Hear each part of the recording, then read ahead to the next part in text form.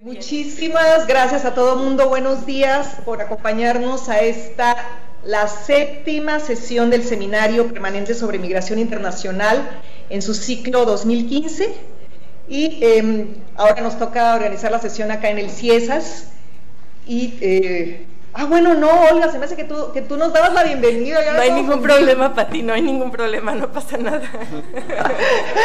No vi tu nombre, perdón.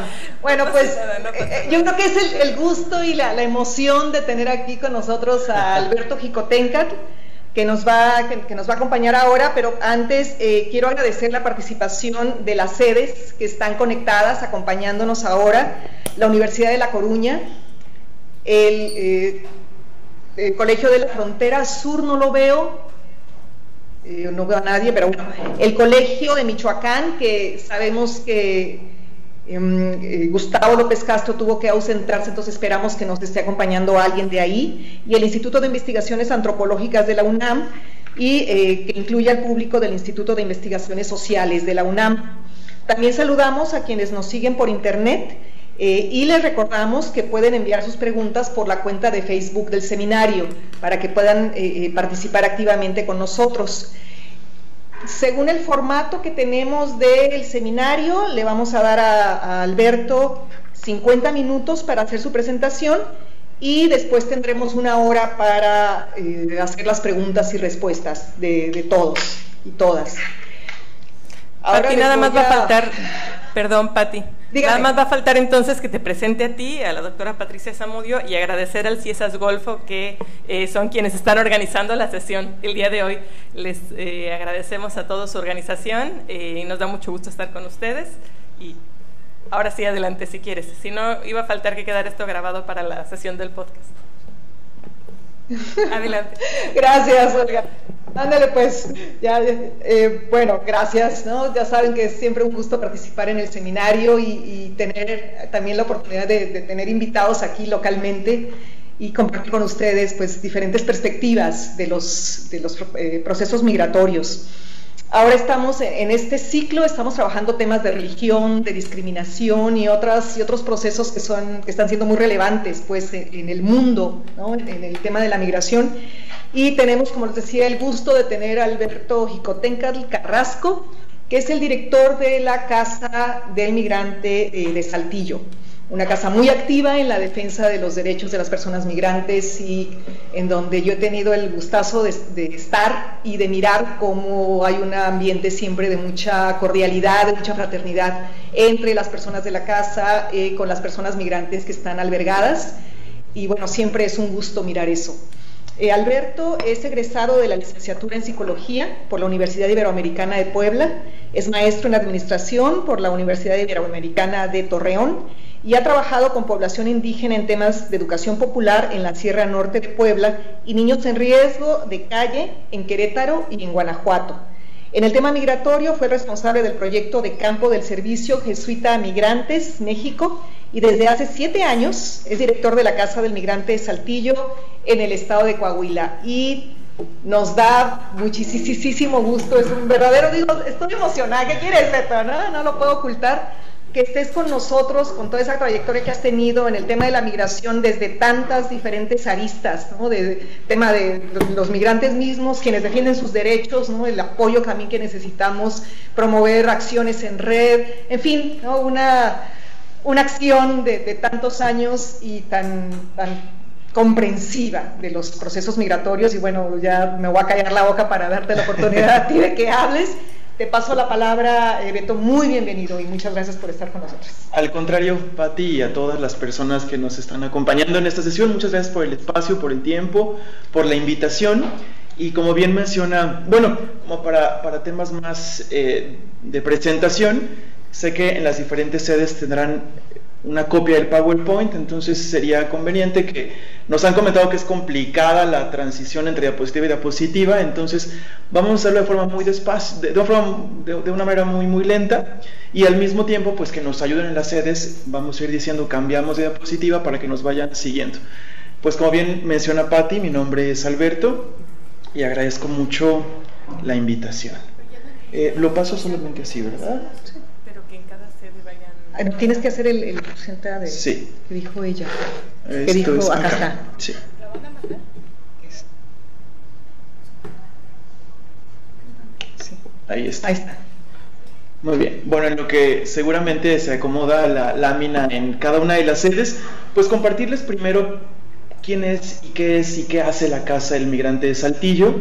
Pues la apuesta es proporcionar protección integral de los derechos humanos de las personas que se ven en la necesidad de abandonar sus países de origen e ingresar en territorio mexicano de manera irregular, ¿no? Estamos hablando de personas migrantes indocumentadas que transitan por México rumbo a Estados Unidos. Para esto, pues a grandes rasgos, ¿qué hace la organización? El eje transversal es la atención psicosocioeducativa, que es el enfoque que estamos desarrollando en la Casa del Migrante y que es un enfoque que está todavía en construcción y que pretende que las propias personas migrantes puedan reconocer sus propias capacidades, conocerse a sí mismas, reconocerse y ser también sujetos de cambio de su propia vida y de su entorno. Hay un área de asistencia humanitaria que es el área de albergue. Cada año recibimos entre 6,000 y 10,000 personas migrantes, hombres, mujeres, niños, niñas y adolescentes. El área de gestión migratoria acompaña aquellos procesos de aquellas personas migrantes que estén en la posibilidad de regularizar su estatus migratorio, ya sea personas solicitantes de la condición de refugiadas, víctimas o testigos del delito, personas que pueden regularizarse porque tienen hijos, hijas o alguna pareja mexicano o mexicana, son parte de este proceso, y acompañadas por el área de gestión migratoria. También sabemos que desgraciadamente muchas personas migrantes pues son víctimas de delitos y de violaciones a sus derechos humanos. Hay una área jurídica que pretende colocar los medios para que las personas migrantes accedan a un proceso que en algún momento llegue a la justicia jurisdiccional, pero también a la justicia no jurisdiccional, hablando aquí de comisiones estatales de derechos humanos, la Comisión Nacional, pero también de espacios propios de las víctimas, donde si bien en ocasiones el Estado no asume a la víctima como una víctima de una violación o un delito, pues sí existan espacios como el Tribunal Permanente de los Pueblos, por ejemplo, donde sea la propia comunidad la que va creyendo y escuchando la propia voz de las víctimas. Y también recae en esta área que es de intervención jurídica y no jurisdiccional. Tenemos un área de capacitación y sensibilización a la comunidad, y esa es en la que vamos más a enfocarnos en esta sesión, porque vamos a hablar sobre cómo estamos trabajando con la comunidad y con el Estado para ir promoviendo espacios que pretendan ir eliminando la discriminación en contra de la población extranjera irregular. Un área de vinculación que trabajamos con otras instituciones, con otras redes, intentando hacer un trabajo compartido. Un área de incidencia que pretende modificar las prácticas en instituciones públicas, sobre todo las instancias del Estado. Y una área que es de protección a personas defensoras de migrantes y refugiados, a que desgraciadamente, de acuerdo a lo dictaminado por la propia Comisión Interamericana y la Comisión Nacional de Derechos Humanos, pues los defensores y las defensoras de migrantes, además de trabajar en este tema, pues somos más bien sujetos de violencia y somos una población vulnerable por el trabajo que estamos desarrollando directamente por presiones, por hostigamiento y por amenazas de delincuencia organizada, pero también en algunas ocasiones por instancias del Estado. Vamos a pasar de diapositiva. Y quiero compartir que la organización nace en el 2003 ante la indiferencia de la violencia en contra de las personas migrantes que llevó al homicidio de 3 personas, 2 de ellas adolescentes. Estos casos se refieren en el 2003, en la ciudad de Saltillo, 2 adolescentes de 14 y 15 años dormían en las vías del ferrocarril cuando guardias de seguridad privada, abusando de las armas que poseen y del poder, pues matan a 2 adolescentes. Sale en alguno que otro periódico local, pero realmente no hay ninguna reacción social, ¿no? Pareciera que habían matado no sabemos, ¿verdad?, a seres no humanos, ¿no? No hubo ninguna indignación. A los pocos meses asesinan a otro joven más. Ese asesinato fue muy sangriento porque es a pedradas y le deshacen la cabeza, y nuevamente no hay ningún tipo de conmoción social dado un evento de tales características y muy sanguinario y muy sangriento. Sin embargo, en el segundo evento hay un sobreviviente, un joven hondureño que llega hasta la diócesis de Saltillo a solicitar apoyo porque no había ninguna organización que quisiera acompañar el proceso. En ese momento, dos religiosas de una orden que se llama Misioneras Catequistas de los Pobres deciden asumir el caso y se van dando cuenta cómo existe discriminación y cómo hay un trato diferenciado entre una víctima mexicana y una víctima extranjera. Cómo las autoridades no sabían cómo reaccionar y cómo acompañar un proceso de una persona extranjera y sin documentos migratorios, es decir, una persona irregular. Y en ese momento tampoco las religiosas tenían el conocimiento necesario para acompañar ese tipo de procesos. Sin embargo, deciden acompañarlo.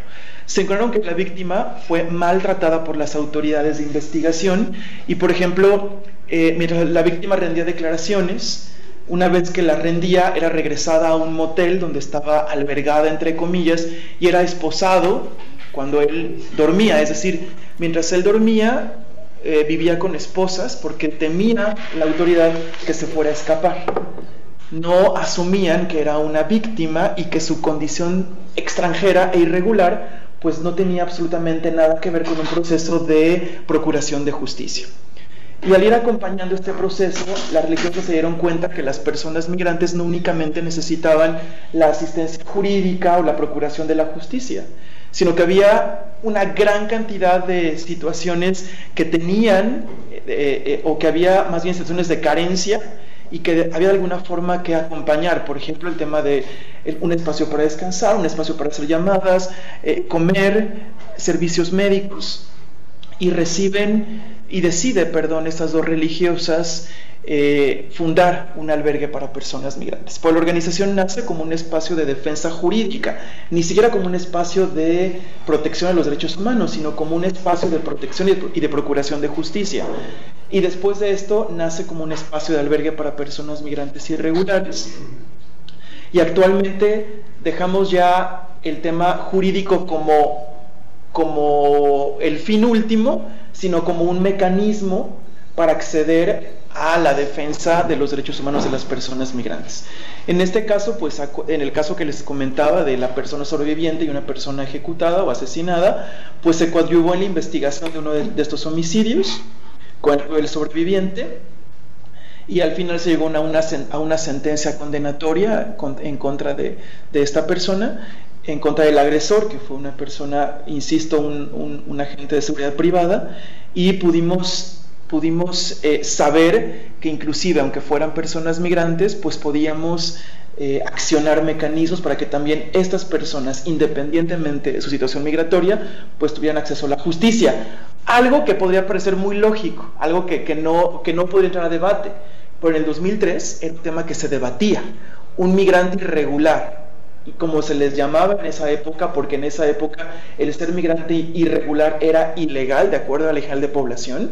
El debate era: ¿una persona ilegal tiene acceso a la justicia? ¿Una persona ilegal en este proceso no está renunciando a la ley por consecuencia? ¿Por qué la ley tiene que acceder a la ley? Y era un debate que de verdad era fuerte en el 2003 y que no lleva tanto tiempo, donde parecería que una persona no debería acceder a este tipo a la justicia por su situación migratoria irregular. Cuando el albergue decide, o cuando el esfuerzo decide convertirse en un albergue, empezaron a rentar espacios, pequeñas casas o domicilios, y la comunidad estaba acostumbrada a que el migrante pasaba por afuera de la ciudad, en el ferrocarril, pero no estaba acostumbrada la comunidad a que el migrante ya estuviera adentro, es decir, que cuando la gente fuera a comprar las tortillas, cuando los niños salieran de la escuela, el acostumbrarse a ver a la gente ya conviviendo en la colonia era un choque en el cual la comunidad no estaba acostumbrada y les causó muchísimo miedo.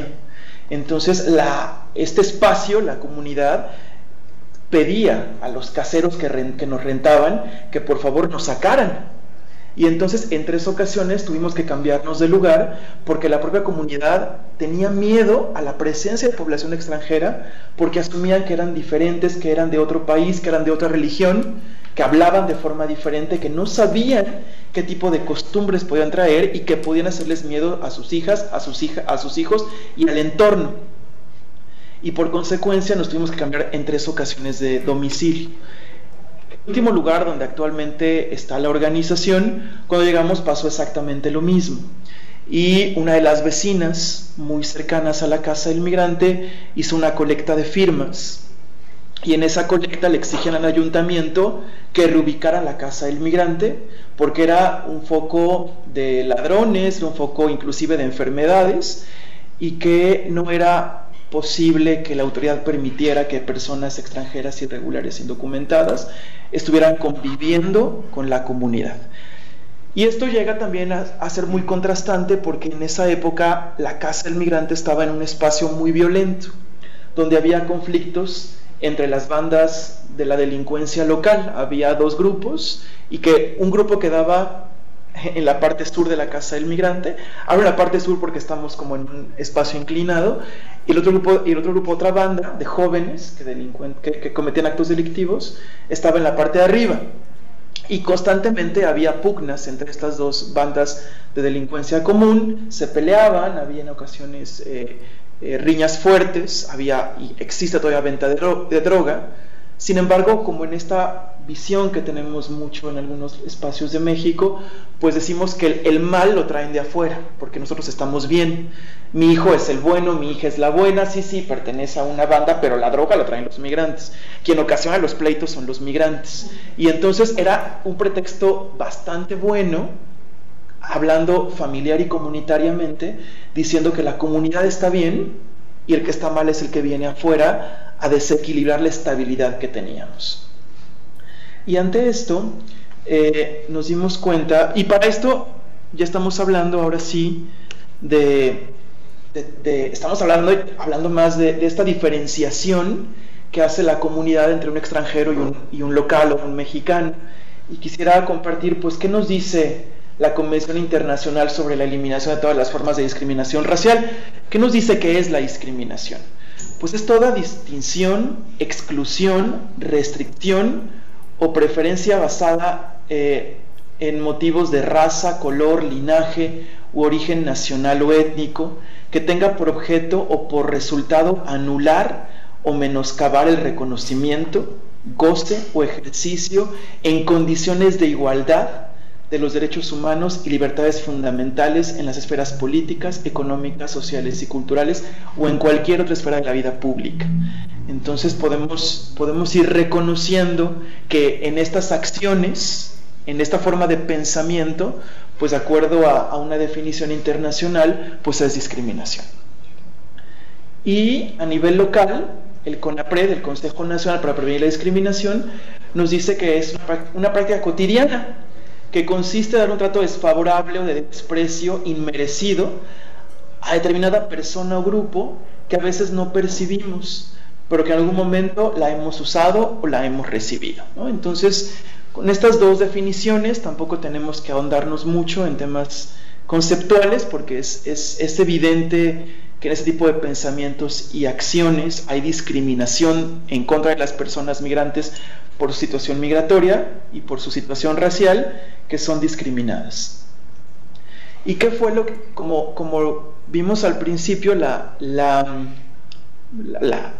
sesión la he titulado, pues, ¿qué ha hecho la sociedad civil y el Estado para ir eliminando la discriminación en contra de las personas extranjeras?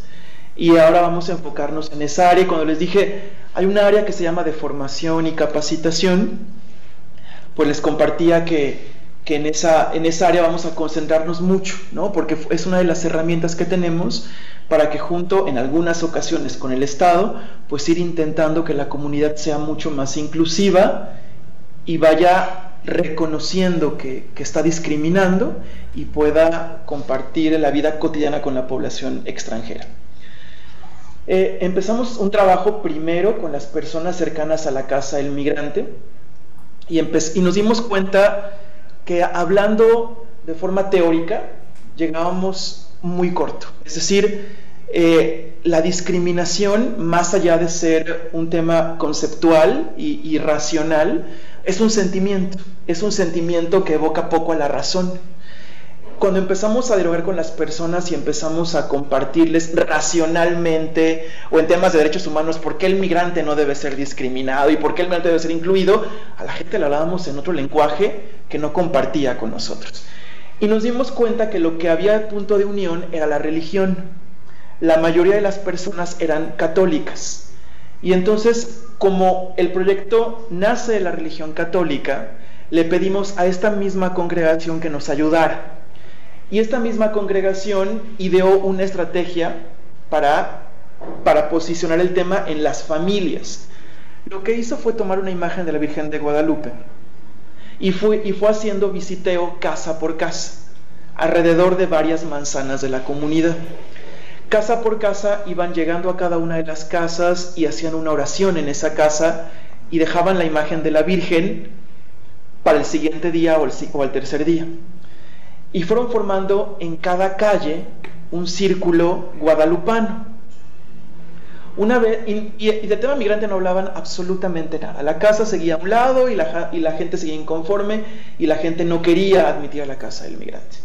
Después de esto, lo que hizo esta congregación, una vez que se dieron cuenta que la Virgen de Guadalupe era motivo de unión y de comunión comunitaria, empezaron a meter temas más profundos de evangelización, es decir, hacer un análisis mucho más profundo bíblico.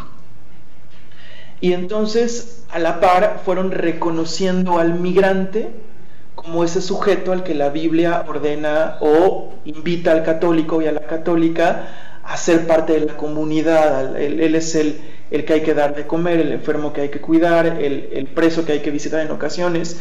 Y entonces las personas fueron dándose cuenta que el prójimo más cercano y vulnerable era el que estaba enfrente de su casa, es decir, el que habitaba la casa del migrante de Saltillo.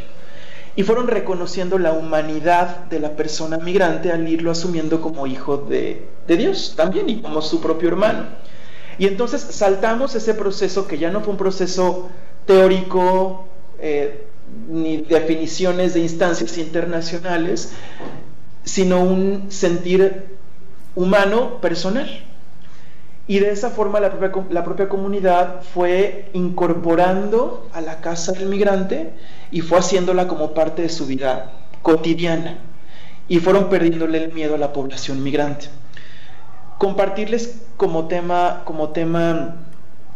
coincidente en que esa mujer que en su momento firmaba cartas para entregarle al municipio y que la casa del migrante se fuera, ahora es la señora Doña Kika, que cada año hace una gran cena en la casa del migrante porque ella tiene un negocio de comida, hace una gran cena y es la que va a la casa del migrante a repartir alimentos. Y en una ocasión que vamos a ver más adelante hubo una campaña de desprestigio, llegó una televisora a hablar mal de la población migrante, fue a la primera que sacó a los vecinos y dio la cara a la casa del migrante y dijo que ellos estaban de acuerdo y que apoyaban la existencia de una casa para migrantes en el lugar.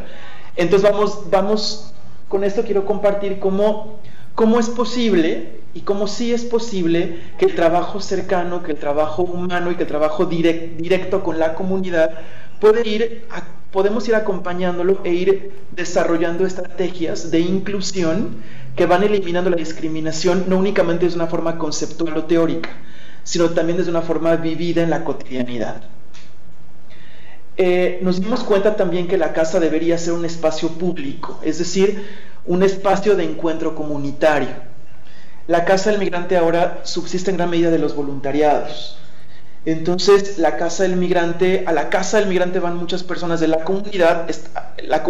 La colonia no es una colonia acaudalada, es una colonia empobrecida, y la gente quiere apoyar el proyecto de atención a migrantes, pero no tiene recursos económicos. Y entonces le decimos, bueno, si tú quieres apoyar y no tienes el recurso económico, no pasa nada. Tienes el recurso humano, tienes la capacidad y la calidad humana para hacerlo. Y lo que hacen es que hay grupos de mujeres que se reúnen y una vez a la semana van a la casa del migrante y preparan los alimentos. Y más allá de eso, las mujeres de la comunidad se van dando cuenta que la comunidad es un espacio de compartir comunitario. Es decir, a la casa del migrante no únicamente van a cocinar, sino que van a sentirse como lo que son, personas útiles, que de acuerdo a sus capacidades pueden otorgar y pueden garantizar acceso a derechos a la comunidad y a la población. Y al mismo tiempo es un espacio de desahogo, porque son mujeres en estructuras muy fuertes de género, donde tienen que estar en la casa, donde su trabajo es meramente el servicio a la familia, y cuando salen se van descubriendo también como mujeres que van construyendo otro tipo de capacidades y que tienen para hacerlo. Y entonces la casa del migrante también se vuelve un espacio de reencuentro con ellas mismas, y empiezan a generar este espacio de encuentro comunitario, y llevan allá a sus hijos. Se pierde el miedo y empiezan a llevar a sus hijos, y entonces mientras ellas cocinan, los hijos de las mujeres juegan con los hijos de las otras compañeras, pero también con los hijos de los migrantes. Y las migrantes y los migrantes cuidan a los hijos de las cocineras. Y empieza a ser un espacio de trabajo compartido y de vida compartida. Y entonces la casa deja de ser el espacio externo, y la casa se va convirtiendo también en un mero espacio también de la comunidad. Y cuando llegan brigadas médicas a atender a la población migrante, las puertas se abren y también la comunidad puede ir a recibir ese tipo de servicios. Entonces la organización atrae estos servicios y los pone en disposición de la comunidad y también de la población migrante, y vamos haciéndonos parte de la comunidad.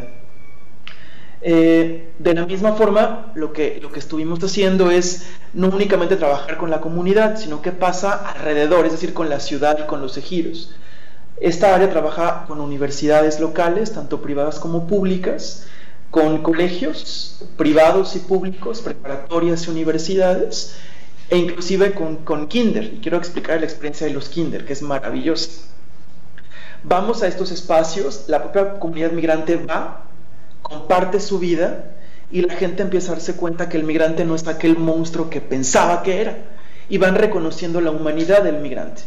En una ocasión fuimos a un kinder, y la gente podría pensar, bueno, ¿y por qué un kinder? El niño pues no ve al migrante como un extraño ni como un extranjero. Para un niño la discriminación no es, más bien la vamos formando los adultos y la vamos inculcando en la comunidad, a los niños y en las niñas. Fuimos a la comunidad, a esta escuela, hablamos con la directora, y la directora propuso que los niños del kinder llegaran a la casa del migrante a cantarle a los migrantes villancicos en Navidad, ¿no? Dijimos, bueno, resulta interesante para la comunidad migrante. Las mamás y los papás de los niños del kinder se asustaron muchísimo, ¿no? ¿Cómo es posible que mi hijo vaya a ese lugar a cantarle a estos tipos y mujeres que no sabemos quiénes sean?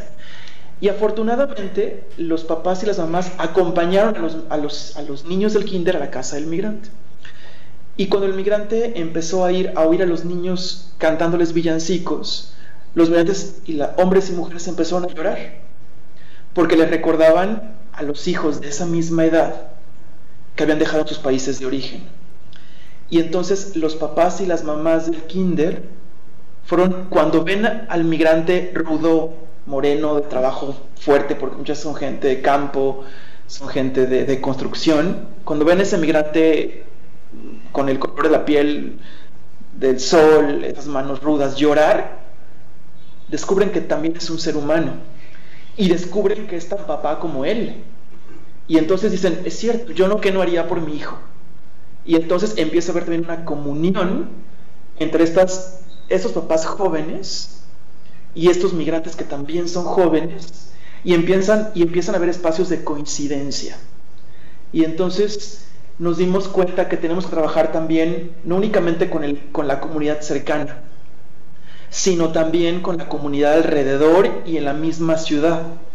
Y nos dimos cuenta que si bien lo teórico es necesario, y hay espacios teóricos que también desarrollamos como organización, donde hablamos desde un punto de vista académico, nos fuimos dando cuenta que tenemos que tocar ese espacio humano que tocamos poco. Si bien es importante teorizar, si bien es importante construir conocimiento, también es importante el ir acompañando procesos humanizadores e ir creando plataformas donde los seres humanos nos reconozcamos como lo que somos, como seres humanos. Y pues como les comento y como aparece en las láminas, en la parte final, este tipo de experiencias van acompañados con eventos académicos, con eventos artísticos y también con eventos humanitarios. ¿A qué nos referimos con eventos humanitarios? La Casa del Migrante, afortunadamente, luego de este trabajo, ha sido un espacio muy bendecido, si hablamos desde un punto de vista religioso, pero también muy bien acogido por la comunidad, y siempre, afortunadamente, tenemos cosas de sobra. Me refiero a ropa que nos regala la comunidad, que a veces sobra, alimentos que en muchas ocasiones nos sobra, y entonces llenamos una camioneta con estos, que no los llamaría sobras, sino más bien excesos de alimentos y de ropa, y va parte del equipo con esas camionetas llenas, y los migrantes se suben a esta camioneta, porque al final de cuentas son bienes que la comunidad le otorga a los migrantes, entonces le pertenece a los migrantes y a las migrantes. Entonces armamos grupos de personas migrantes, y los migrantes van a esas colonias empobrecidas de Saltillo que están muy cerca de la organización, y los migrantes van descubriendo un mundo muy parecido al de ellos, lleno de empobrecimiento, lleno de carencias, con falta de alimentos, con falta de oportunidades, y entonces la comunidad migrante le da a la comunidad mexicana lo que la comunidad mexicana le está otorgando a la población migrante, y entonces el migrante comparte con la comunidad la comida que le han donado, la ropa que le han donado, y entonces la propia comunidad va viendo al migrante y a la migrante no únicamente como el que necesita, sino como la persona que comparte. Y de esa forma fuimos desarrollando esta estrategia para ir incluyendo a la comunidad migrante y para ir desarrollando nuevas formas de percibir a la comunidad. Al mismo tiempo hicimos un trabajo con el Estado, ¿no? Mientras estábamos haciendo esto, empezamos a trabajar también con el Estado. Empezamos a trabajar un proceso de legitimación con el propio Estado de Coahuila, ¿no? Porque es nuestra comunidad directa de trabajo. Desgraciadamente encontramos, a diferencia de la comunidad, que si bien la comunidad sigue siendo en algunas ocasiones tiene barreras fuertes que hay que romper, nos dimos cuenta que con el Estado las barreras son mucho más fuertes, mucho más profundas, mucho más enraizadas, y tuvimos desde ese momento y a la fecha que empezar todo un proceso de sensibilización con el Estado, recordándoles de muchas formas y con muchas estrategias, pues que tienen obligaciones muy directas en ir desarrollando espacios y trabajos para que la comunidad deje de estigmatizar a poblaciones vulnerables, no únicamente población migrante, sino la criminalización a la comunidad empobrecida, la criminalización a la juventud, y fuimos desarrollando pues este tipo de estrategias que vamos a ver más adelante, en poco tiempo, que iban a ir ayudando y acompañando estos procesos de inclusión de población vulnerada. Desgraciadamente, en el 2009 tuvimos un momento de una recaída muy fuerte, muy fuerte, y en el 2009 en el norte del país y en muchos estados poco tiempo más tarde, pues hubo un incremento de la violencia con la llamada guerra contra la delincuencia organizada. En el 2009 la vivimos muy fuerte en Saltillo, y la comunidad estaba muy asustada de la violencia, de los cuerpos que se encontraban ejecutados, de las balaceras, y después de ser una ciudad muy tranquila, la comunidad empezó a convulsionarse por una violencia sin precedentes en Saltillo. Y en el 2009 hubo un evento que afectó también todo ese trabajo que habíamos hecho con tanto esfuerzo y con tanta dedicación. En el 2009 hubo un asesinato muy sangriento que marcó el trabajo de la organización, y en ese caso una persona migrante estaba involucrada. Hubo un homicidio en una calle céntrica de la ciudad, y las investigaciones llevaban a que el responsable del asesinato era un migrante. Y entonces se unieron dos situaciones complejas, y fue el incremento de la violencia, la exigencia de la comunidad por la seguridad, y un ente externo que podía ser el chivo expiatorio necesario para colocar el tema de seguridad fuera de la comunidad. Y esto fue lo que sucedió, ¿no? La comunidad necesitaba colocar sus miedos, sus frustraciones en lo externo y responsabilizar de lo que pasaba a lo que estaba afuera.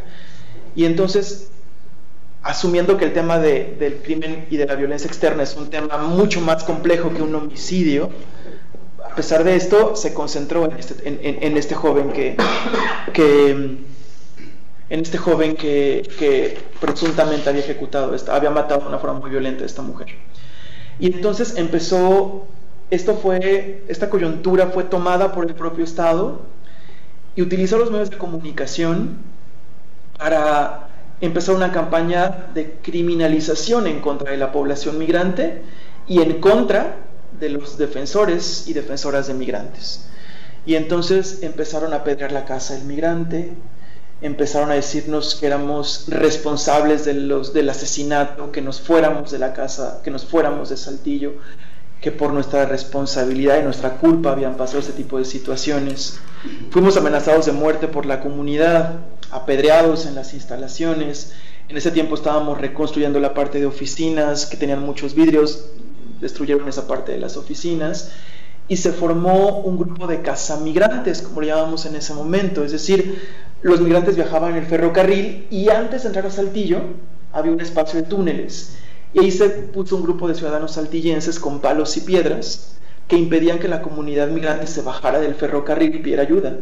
Entonces, este tipo de situaciones pues, fue inclusive, salió en televisión nacional, porque sí era una situación desmedida y una reacción desmedida de la comunidad ante este hecho. Por esa situación, el Consejo Nacional para Prevenir la Discriminación solicitó medidas precautorias al Estado de Coahuila y mandó varias alertas a varios medios de comunicación, pues colocando sobre la mesa que lo que estaban haciendo los medios eran acciones de discriminación y eran acciones que discriminaban a la comunidad migrante y que solicitaban que esas acciones se eliminaran. La Comisión Nacional de Derechos Humanos solicitó medidas cautelares también a la Federación para resguardar el espacio, porque veía que estas reacciones eran desmedidas y que podían causar más daño. Sin embargo, las agresiones y la violencia continuaron por varios meses. Hasta marzo del 2010, un año más tarde, la propia Comisión Interamericana de Derechos Humanos le ordenó al Estado mexicano implementar medidas cautelares para salvaguardar la vida de las personas migrantes y de los defensores. Vamos a ver. Sí. Y algo que fue bastante complejo fue que un día parecería que teníamos el soporte social y al siguiente día la comunidad dio la espalda al trabajo, los medios de comunicación dieron la espalda al trabajo, el gobierno estatal deslegitimó con declaraciones el trabajo y el Congreso del Estado de Coahuila emitió un punto de acuerdo para el Congreso Federal exigiéndole que regulara las casas del migrante, porque las casas del migrante, si bien había algunas personas necesitadas, también había personas delincuentes, ¿no? Y pedía que hubiera un cambio legislativo para que regularan las casas para migrante, porque eran un peligro para la comunidad. Entonces hubo que volver a reconstruir el tejido que estaba muy desgastado. Hubo que reconstruirlo y hubo que reforzar todas las estrategias que ya habíamos empezado pues muchos años atrás. Pero afortunadamente la Comisión Nacional exigió al Estado que se implementaran mesas de trabajo para que el propio Estado desarrollara acciones para eliminar ese tipo de situaciones, ¿no? Como el apedreamiento, el linchamiento. Y se empiezan a sentar varias bases para hacer cambios mucho más de estructura dentro del Estado que puedan hacer política que impida que esto se repita. Y por ejemplo, en estas mesas de trabajo se sentó, a nivel local hay una ley en contra de la discriminación. Y esta ley crea una dirección para prevenir y eliminar la discriminación en todo el estado. Desgraciadamente no tenía presupuesto. Sin embargo, en estas mesas, el tema de migrantes se vuelve agenda de la Dirección para Prevenir la Discriminación. Pasaron muchos años, pasaron más de, bueno, no muchos, pasaron 2 años para que pudiera esta dirección tener presupuesto, pero al final de 2 años se consiguió que esta dirección ejecutara varios programas de sensibilización comunitaria, y entonces veías a la directora de esta dirección en los cruceros junto con su equipo, en los cruceros donde pasa la comunidad, y la misma directora repartiendo volantes que habían diseñado ellos mismos. Nosotros teníamos muchos señalamientos, pero lo importante de esto era ver a funcionarios de un nivel alto en los cruceros haciendo un esfuerzo por ejercer su trabajo con un presupuesto bajo, y eso lo vimos como una extraordinaria práctica. De la misma forma, lo que hizo esta Dirección para Prevenir la Discriminación fue hacer convenios con artistas locales que llevaron a la Casa del Migrante, tomaron fotografías e hicieron un tour por todos los municipios donde transitan la población migrante, y empezaron a hacer exposiciones fotográficas que sensibilizaban a la comunidad. Entonces, debajo de cada fotografía había la historia de esa persona migrante, y fueron sensibilizando a los diferentes municipios por donde transitaban las personas migrantes. Y de esa forma esta mesa también empezó a hacer ciertos trabajos importantes para intentar también coadyuvar en la inclusión de la población migrante con propias políticas del Estado. La Policía Estatal crea un cerco de vigilancia alrededor de la Casa del Migrante, cerco que se mantiene hasta ahora, y de la misma forma empieza a hacer patrullajes alrededor de la zona donde estaban las personas, los cazamigrantes, por llamarlos de alguna forma, para pedirles que se fueran de ese espacio e intentar prevenir que la propia comunidad tuviera alguna acción violenta en contra de la población migrante. En el 2012, como otra acción del Estado, se planea que se cree un programa estatal de derechos humanos, mismo que se publique en el 2013. Estas mesas llevaron a que el Estado nos tomara en cuenta y que participáramos en la creación de este programa estatal de derechos humanos, y ahora la población migrante es parte del programa de intervención del Plan Estatal de Derechos Humanos, junto con niños, con niñas, con personas desaparecidas, trabajadores en minas. Es decir, la población migrante se ha convertido en este momento en prioridad dentro del gobierno del Estado, ¿no? Gracias a la incidencia que tuvimos en estas mesas y que continuamos y mantenemos dentro del gobierno estatal. Si bien esto es bien importante, el programa estatal hasta ahora no hay algún reflejo que nos diga que hay garantías de protección, de seguridad y de no discriminación contra la población migrante. Eso aún no sucede. Lo que está pasando ahorita con el Plan Estatal de Derechos Humanos es que está haciendo cambios estructurales profundos que vemos muy positivos. Por ejemplo, en temas de salud, en gran medida la población migrante, cuando pide acceder a los servicios de salud, les son negados por su situación migratoria. Y parte del plan estatal, lo que está haciendo ahorita el plan, como una de sus muchas acciones, es ir leyendo uno a uno todos los reglamentos de todos los hospitales que pertenecen a los servicios de salud estatal. Y entonces colocan niños y niñas, personas desaparecidas, es decir, familias de desaparecidos, trabajadores en minas, migrantes y personas con discapacidad, y leen uno a uno cada uno de los artículos de los reglamentos y protocolos de los servicios de salud estatal, y van viendo que cada uno de los artículos tenga perspectiva y que vaya teniendo, y que tenga perspectiva y que contemple familiares de desaparecidos, población migrante, niños y niñas y trabajadores en minas. Y van colocando jurisprudencia internacional de la Corte Interamericana, de tratados internacionales, y van homologando. Y van creando protocolos únicos y reglamentos únicos. Hasta el momento los reglamentos sin ejecutarse, porque están en la fase de desarrollo. Pero en la última reunión que tuvimos, nos dijeron que se dieron cuenta que ya van hasta este momento más de 100 artículos entre reglamentos y protocolos que han sido eliminados porque eran reglamentos o que criminalizaban o que eran violatorios de los derechos humanos, y que eran reglamentos institucionales del sector salud. Y de esa misma forma está pasando con la Secretaría Local de Educación Pública en cuanto a los planteles y los programas complementarios de los servicios de... Y eso mismo está ocurriendo en todas las instancias del gobierno del estado de Coahuila.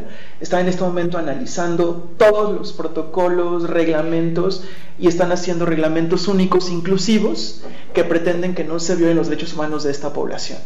Y entonces nos damos cuenta, y gracias a esto se están sentando las bases para que en un mediano plazo este tipo de acciones pues puedan ser eliminadas, o al menos tengamos mayor capacidad de exigibilidad, de respeto, de inclusión y de no criminalización en contra de la población migrante y de otras poblaciones que están en un espacio de vulnerabilidad.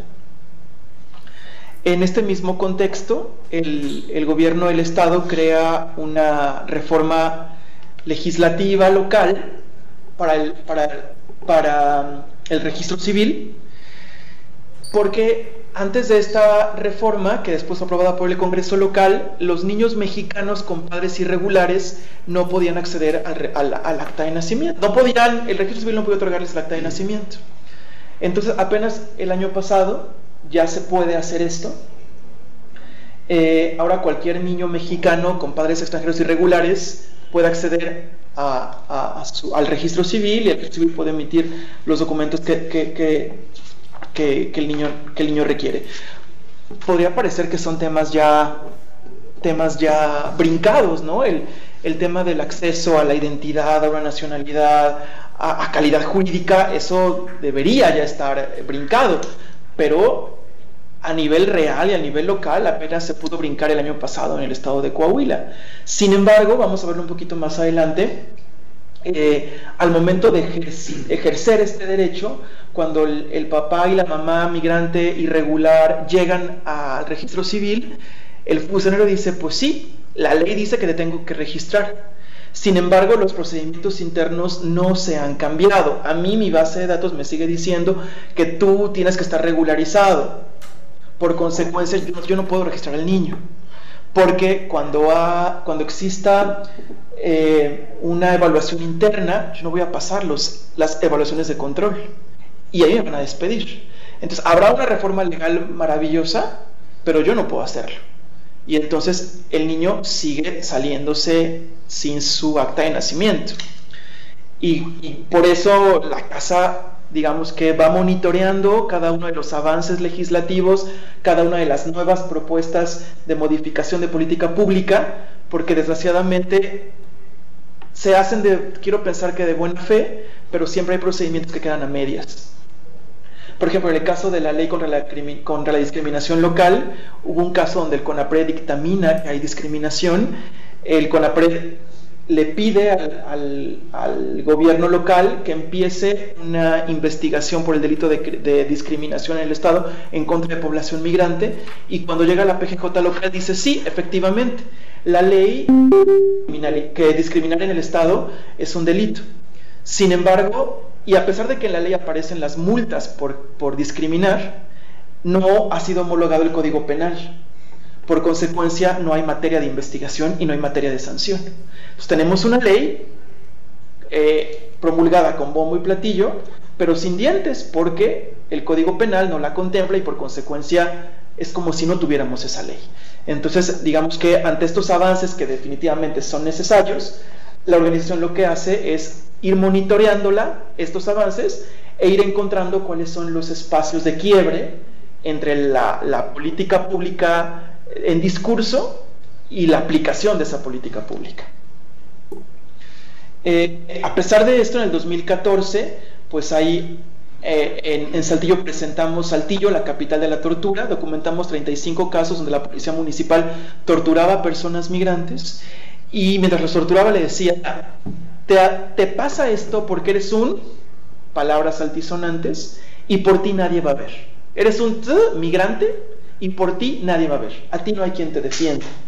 Estamos viendo que de la misma forma, y esto lo hacían o lo hacen en algunas ocasiones desde nuestra interpretación de acuerdo a lo que los migrantes nos contaban, porque al final la comunidad con justa razón exige que la autoridad le presente resultados, y esa es una exigencia legítima que nosotros avalamos y apoyamos.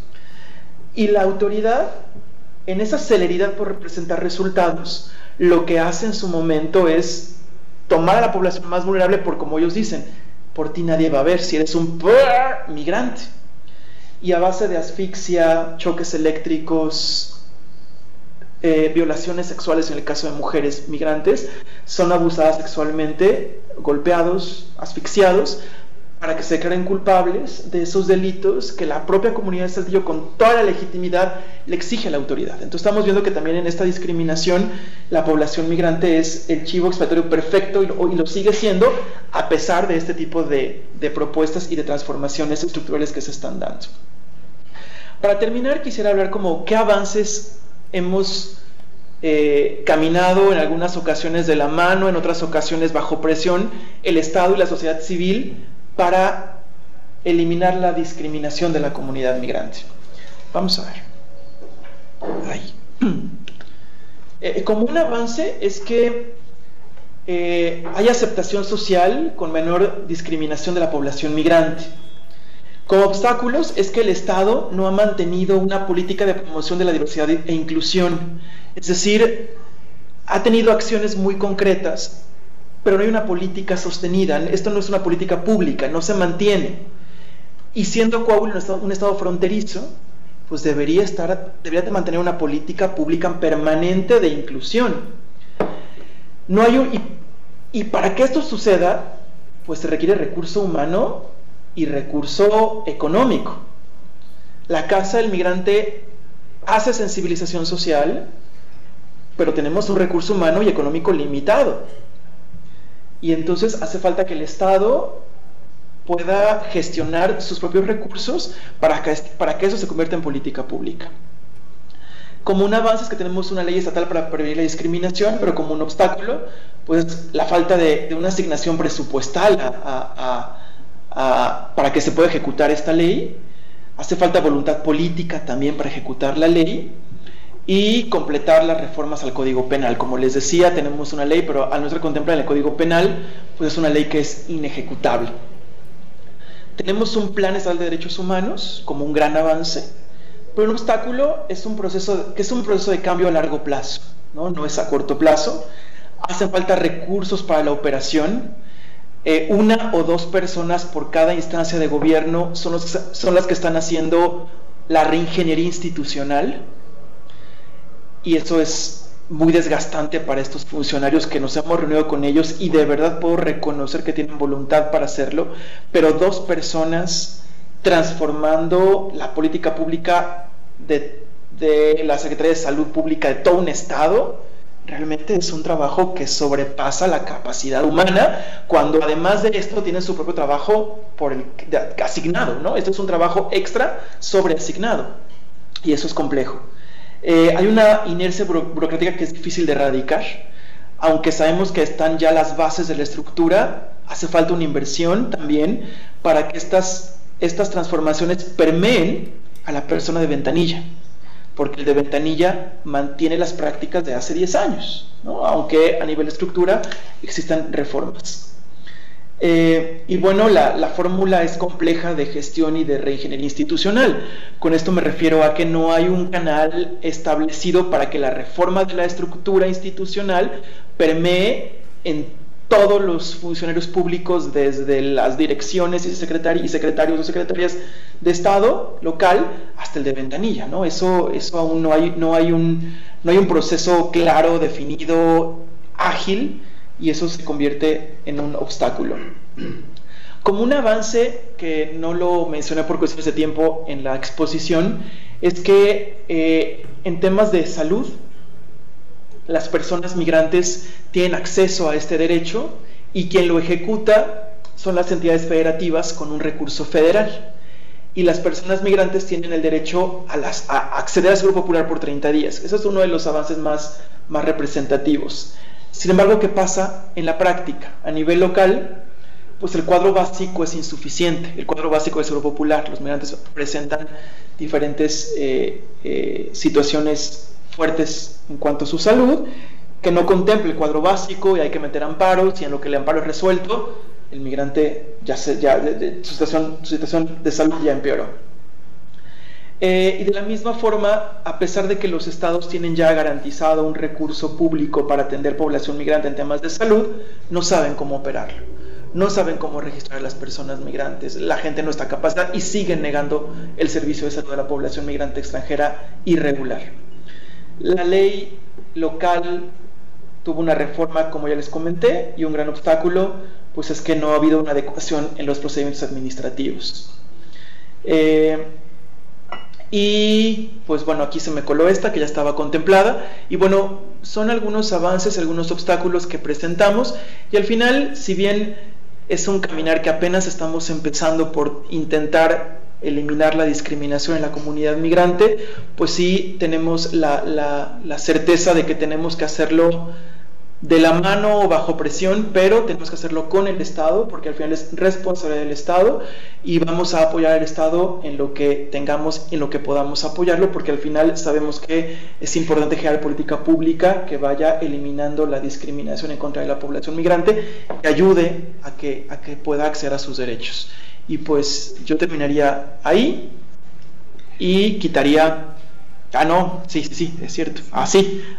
Más bien pondría la cámara para saber si alguien quisiera compartir.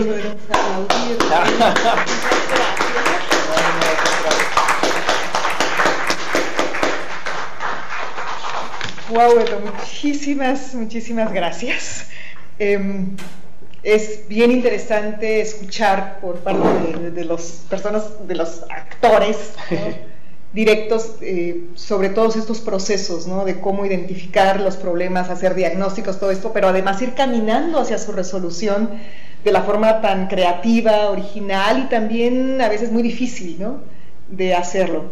Muchísimas gracias. De veras, para nosotros creo que es una experiencia muy linda en el seminario, ¿no? De escucharte hablarnos de esos pormenores, de esos detalles que a veces como investigadores no podemos tener, pues porque no estamos ahí.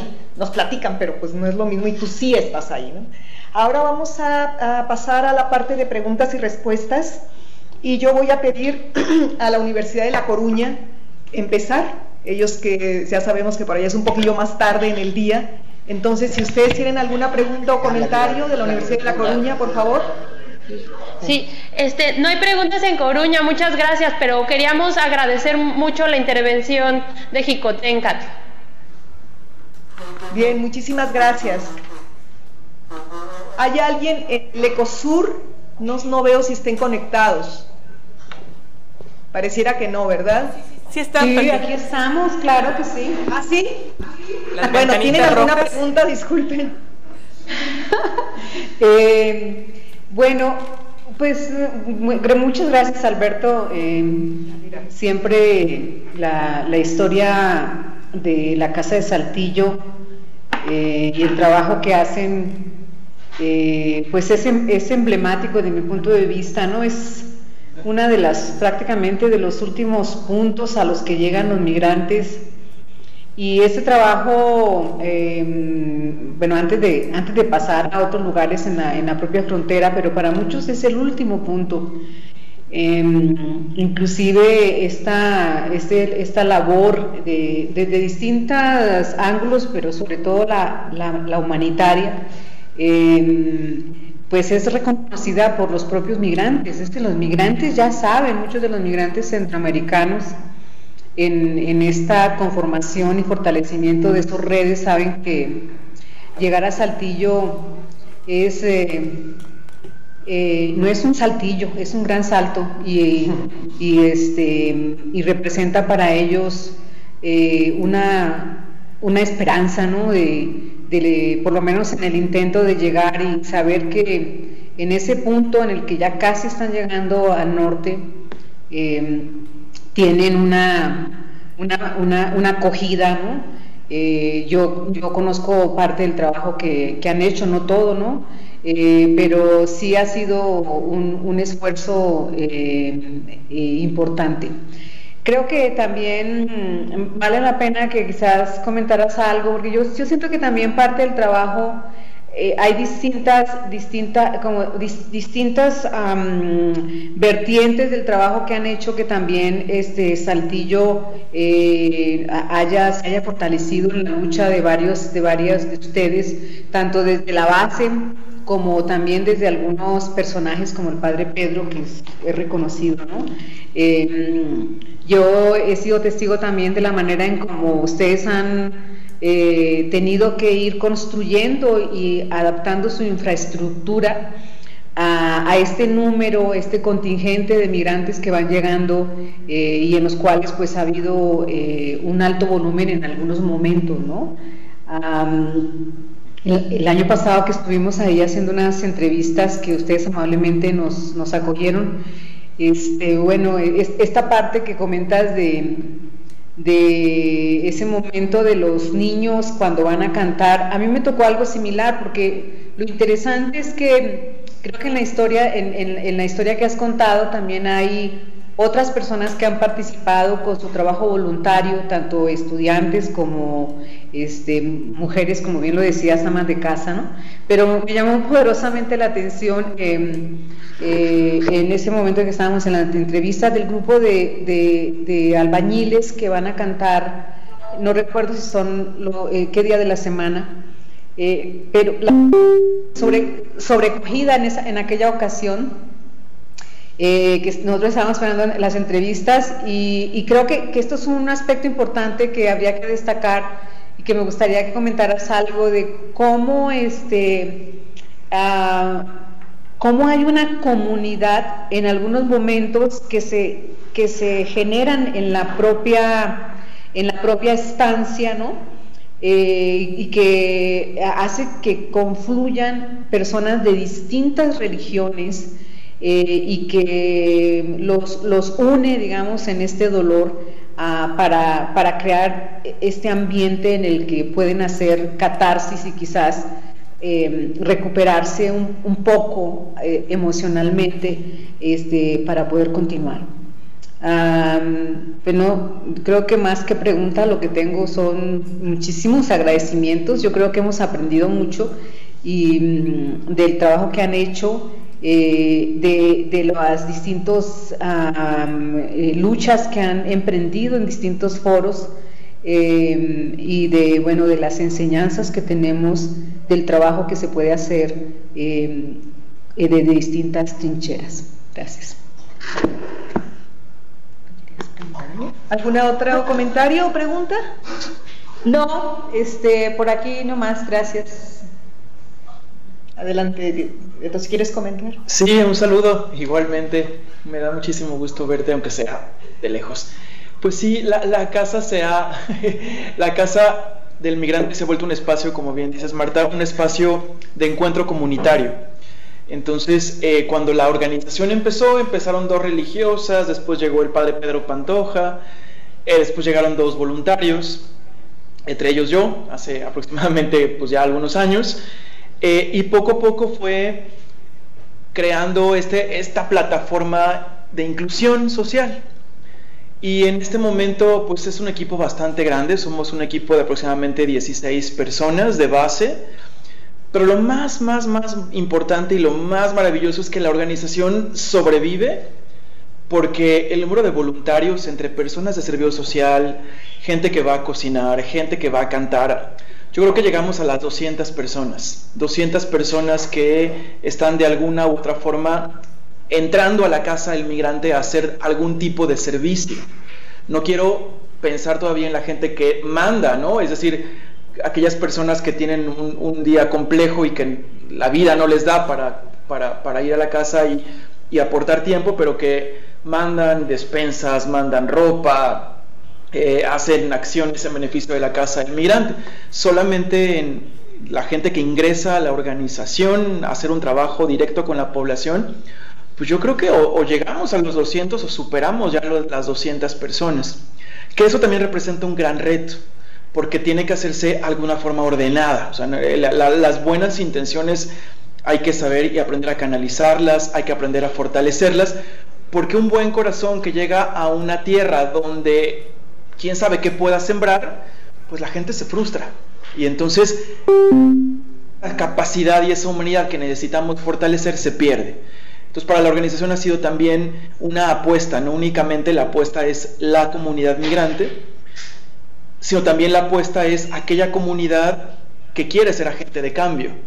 Entonces sí tenemos alrededor de 5 personas que son, dentro de su carga de trabajo, les toca planear de forma ordenada las intervenciones comunitarias para que esas intervenciones sean efectivas y no sea nada más de alguien que llega y que sienta que pierde el tiempo, ¿no? Entonces se crean varios espacios, varios programas, y de acuerdo no a las capacidades de las personas, sino a los deseos de las personas, es lo que se les presenta, y la gente va decidiendo de qué forma se siente como un sujeto, qué acción le daría mayor realización como sujeto, como persona.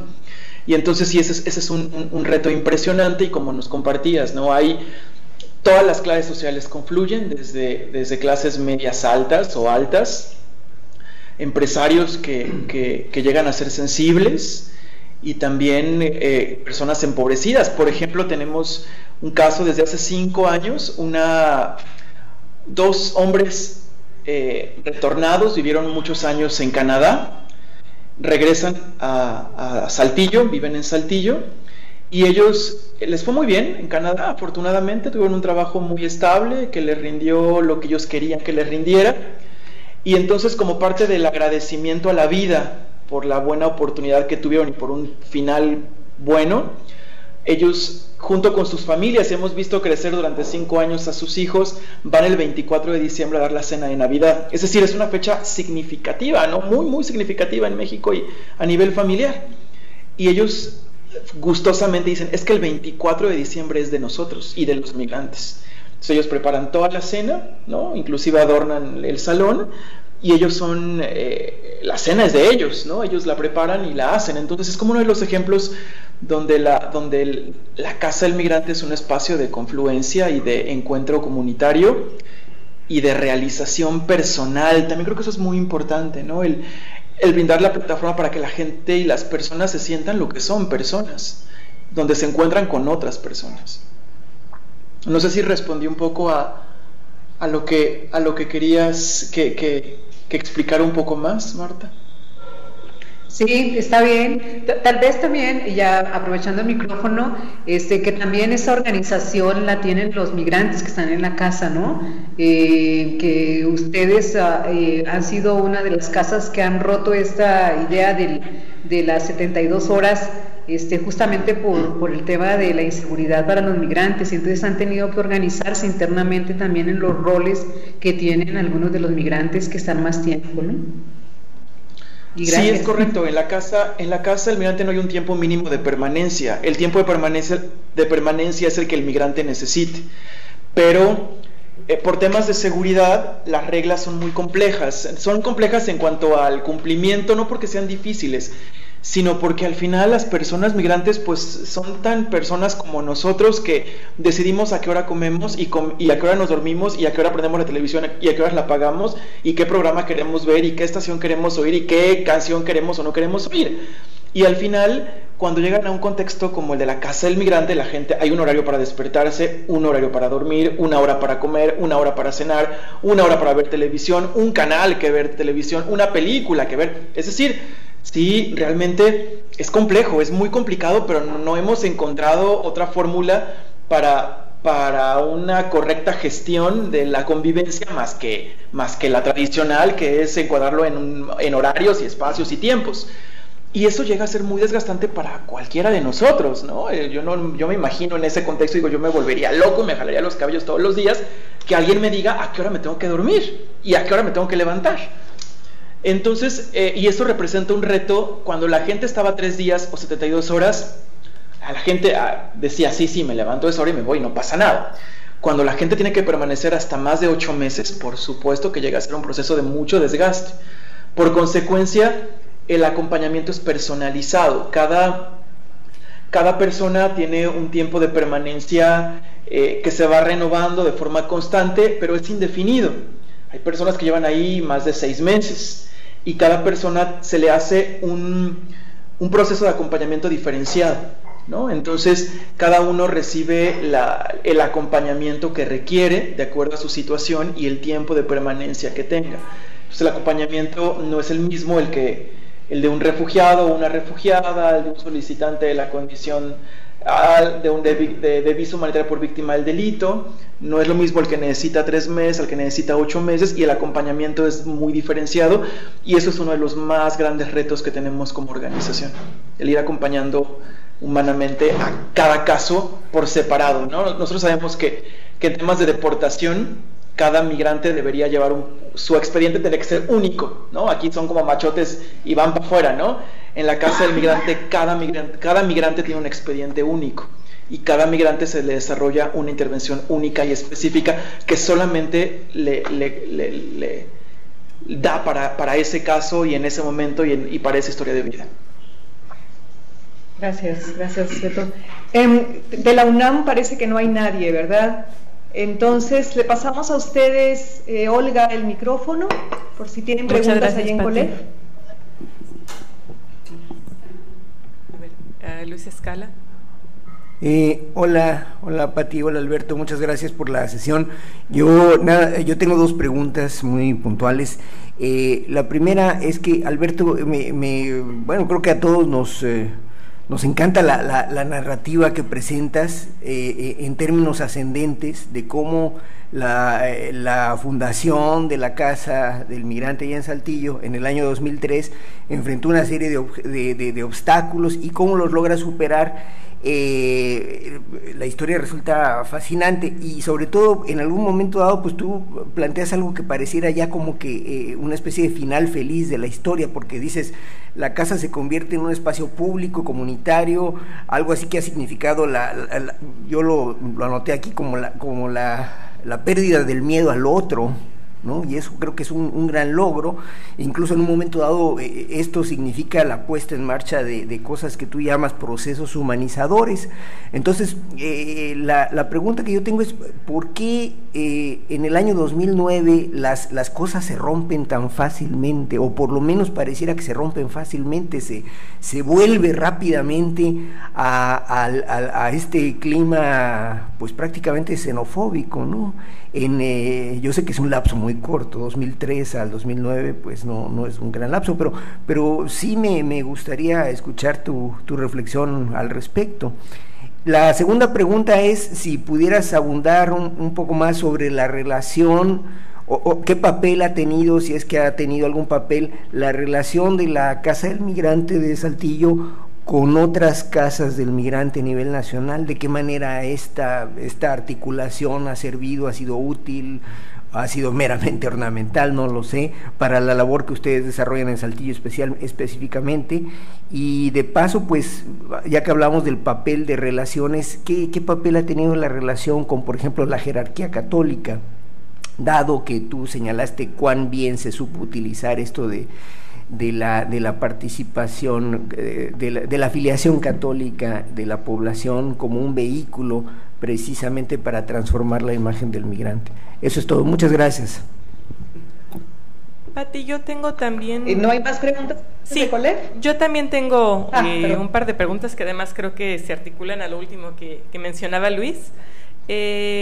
Una es una pregunta aparentemente puntual, pero creo que se relaciona con otros temas y tiene que ver con la diversidad religiosa.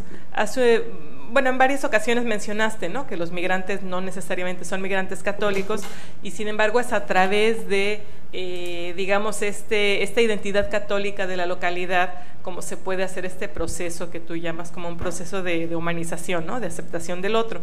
Entonces yo quería preguntar si no también esta diversidad religiosa pues es fuente de tensiones y fuente de conflictos, porque creo que ahí no dijiste nada al respecto. Y en ese sentido también quería preguntarte, espero que no sea una pregunta indiscreta, tiene que ver con lo que decía Luis hace un rato.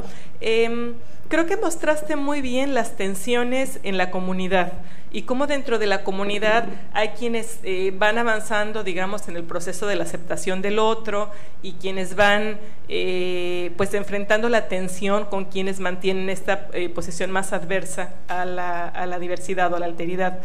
Yo quería preguntar cómo se vive este proceso al interior de la Iglesia Católica, el proyecto de las casas del migrante, cómo han manejado los, digamos, su crecimiento, cómo al interior de la Iglesia Católica se ha dado este proceso de decidir qué tipo de acompañamiento se va a dar a los migrantes, cómo se les va a dar, qué tipo de recursos, qué tipo de estructuras son las que convienen en este acompañamiento. Sabemos que la Iglesia Católica es también un universo, que hay una gran diversidad.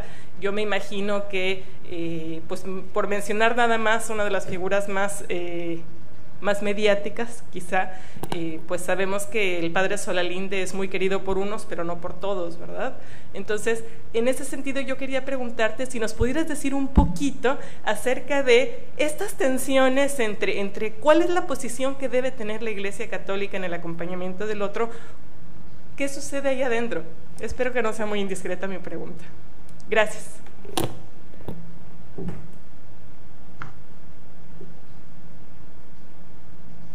Ay, perdón, ¿ya es todo, Olga? Bien, gracias. ¿En la sala hay alguna otra pregunta? Sí, ya es todo, Pati. Gracias. Gracias.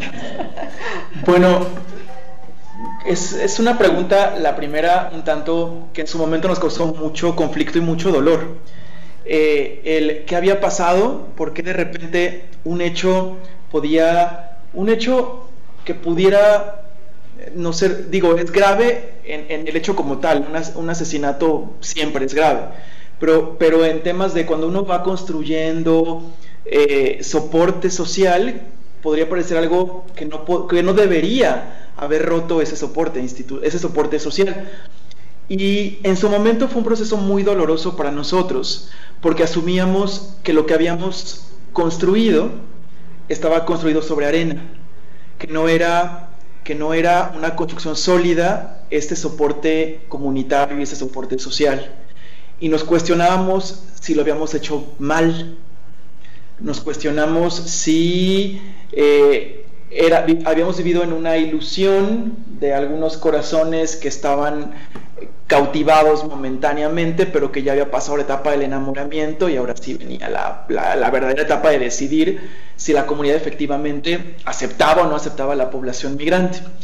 Después de varios meses de flagelos continuos de que habíamos hecho mal, pues al final nos dimos cuenta que la realidad es muy maleable y de que la gente tiene el derecho de cuestionarse y de cambiar de opinión si cree que es importante cambiar de opinión.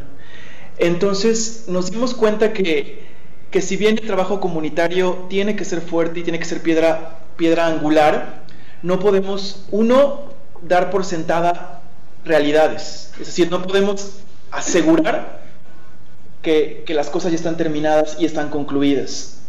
Lo segundo es que la realidad es permanente. Nos dimos cuenta que tampoco la realidad es permanente y que no podemos confiarnos y que no debe ser permanente también.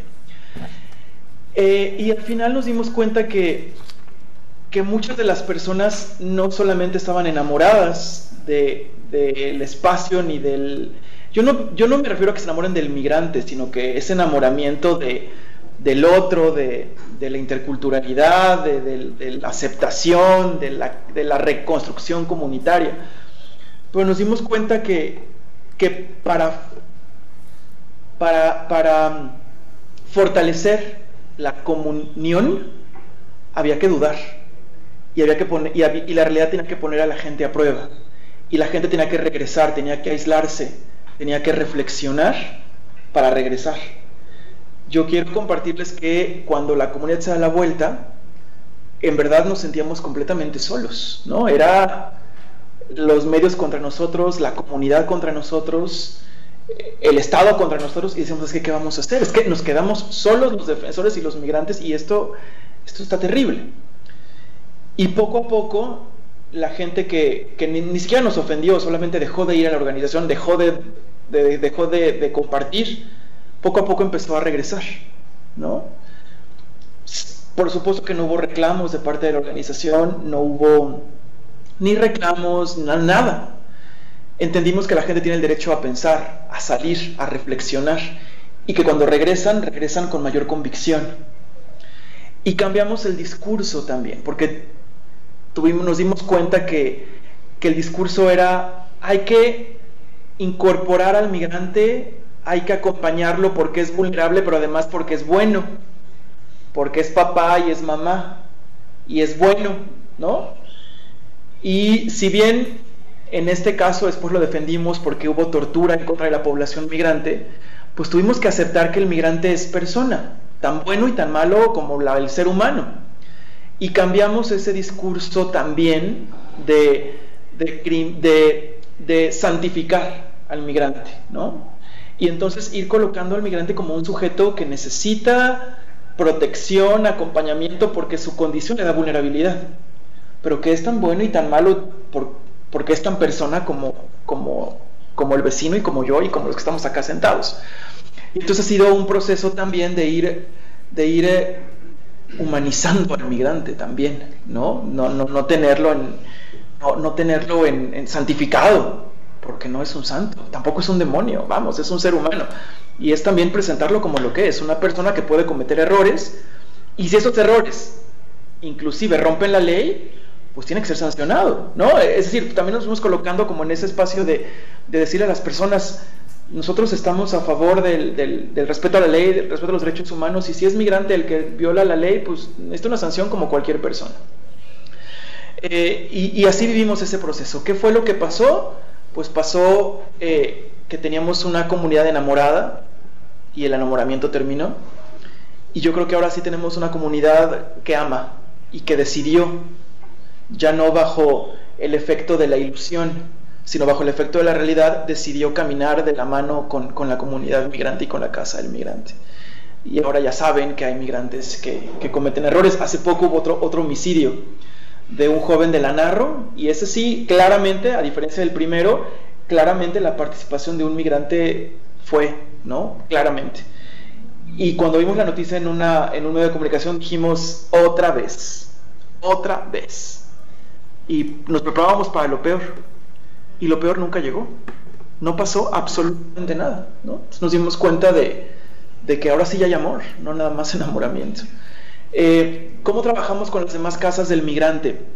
Somos red y pertenecemos a varias redes. Una de las que queremos mucho porque es de trabajo de base se llama CODEMIR, el Colectivo de Defensores de Migrantes y Refugiados.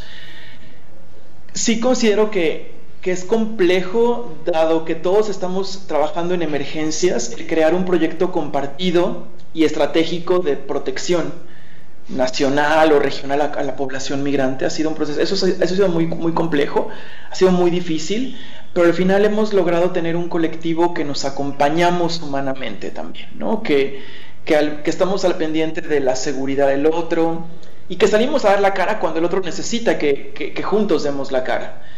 Y además de este colectivo, pues somos parte de diferentes redes, de diferentes espacios. No únicamente compartimos con el colectivo de casas de migrante o de defensores de migrante, sino también como Casa del Migrante estamos en espacios de esta defensa tradicional de los derechos humanos, ¿no? Esta defensa más, pues sí, como la conocemos de forma más tradicional. Somos parte de la red TDT, todos los derechos para todos y todas, y vamos compartiendo diferentes espacios y diferentes plataformas, porque hemos llegado a un momento que nos da la posibilidad de hacerlo. Hay muchas casas para migrante que están viviendo al día y que o atienden a la comunidad migrante o son parte de una red, no pueden hacerlo todo.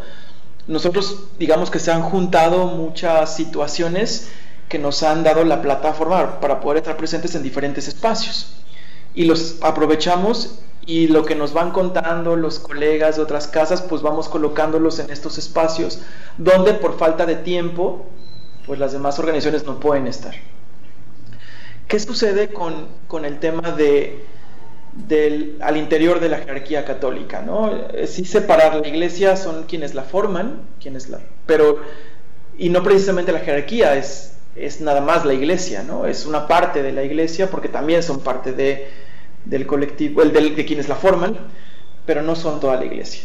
Con la iglesia pueblo, con la iglesia comunitaria ha habido un gran avance, y creo que hay en ciertos sectores mucho más progresistas, pues esta idea de que la fe no se vive meramente desde el templo, sino que se vive en el templo, pero más bien se alimenta la fe en el templo, pero se vive en el terreno. Pero no son todos los sectores, ¿no? Sigue habiendo sectores mucho más conservadores, donde asumen que la fe se vive dentro del templo y que lo demás ya es un tema político. Hemos sido acusados mucho sobre todo Padre Pedro Pantoja, el obispo Raúl Vera, como de esta área social, no sabemos por qué, porque eso no es de Dios, ¿no?